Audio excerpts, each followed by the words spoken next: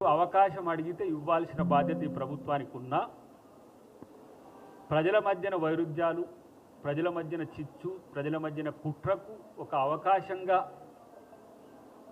వివిధ పార్టీలు వాడుకుంటున్న వైనాన్ని మీకు తెలియజేయడం కోసమే ఈ సమావేశం ఏర్పాటు చేసిన. నేను మోదీ గారికి బీజేపీ మిత్రులకు చెప్తున్నది ఏంటంటే, పాపం పవన్ కళ్యాణ్ని బలి చేయకండి. ఆయనకు రాజకీయం తెలియదు.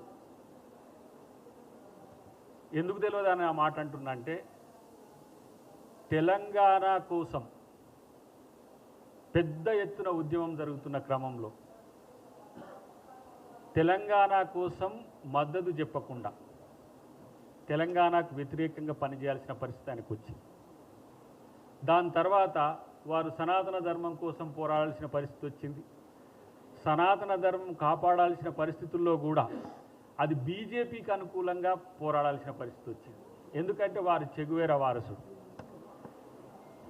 వారసుడు సనాతన ధర్మం కొరకు పోరాడాల్సి రావడం మరి ఆయనకి ఏ విధంగా కనిపించిందో కానీ భారతదేశానికి, తెలంగాణ, ఆంధ్రప్రదేశ్ ప్రజలకు మాత్రం కొంచెం ఇబ్బందికరంగా మారిన పరిస్థితుల్లో ఇప్పుడు తెలంగాణలో తెలంగాణ వాళ్ళ మధ్యనే వైరుధ్యాలు సృష్టించడానికి, తెలుగు వాళ్ళ మధ్యన వైరుధ్యాలు సృష్టించడానికి, తెలంగాణ ప్రశాంతంగా అభివృద్ధి సంక్షేమం వైపు గౌరవ ముఖ్యమంత్రి గారు రేవంత్ రెడ్డి గారి నేతృత్వంలో జరుగుతున్న క్రమంలో పవన్ చిచ్చుబుడ్డిని పెట్టాలని బీజేపీ ప్రయత్నం చేస్తున్నది.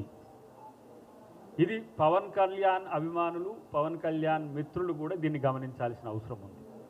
ఎందుకంటే ప్రభుత్వం ఎప్పుడు కూడా వైషమ్యాలను పెంచే దిశగా అనుమతులు ఇవ్వదు. దాని ప్రాథమిక డ్యూటీ కూడా, ప్రభుత్వం యొక్క డ్యూటీ కూడా. ఇక్కడ మోదీ గారు వచ్చిపోయిన తర్వాత ఏదో పెద్ద మార్పు జరుగుతుందని బీజేపీ వాళ్ళు అంటున్నారు. నాకు అర్థం కాలే. టార్గెట్ తెలంగాణ అంటే మాకు అర్థం కాలే. వాళ్ళు ఓట్లతో గెలుస్తారు, మోదీ గారి ఎన్డీఏ కూటమి, బీజేపీ. కానీ ప్రజల్ని గెలవలేరు. ఎందుకంటే ప్రజల మధ్యన వైరుధ్యాలు, వైషమ్యాలు పెంచడమే వాళ్ళు చేసే పని. దానికి పవన్ కళ్యాణ్ ఒక బూస్టర్గా ఉపయోగపడుతున్నారు. ఎందుకు ఈ మాట అనాల్సి వస్తుందంటే, మీరు 11 రోజుల భోజనం చేయలేకపోయినారు తెలంగాణ వస్తే. తెలంగాణలో కండ్లు పడితే కోనసీమ మొత్తం బగ్గుమన్నది. అన్నిటికంటే ఎక్కువ మీరు ఇక్కడ చేస్తున్న వాటిని, ఏవైతే తెలంగాణలో చేస్తున్న రాజకీయాలు ఎందుకు చేస్తున్నారో, ఎవరి కోసం చేస్తున్నారో మీకు తెలియదు. కాబట్టి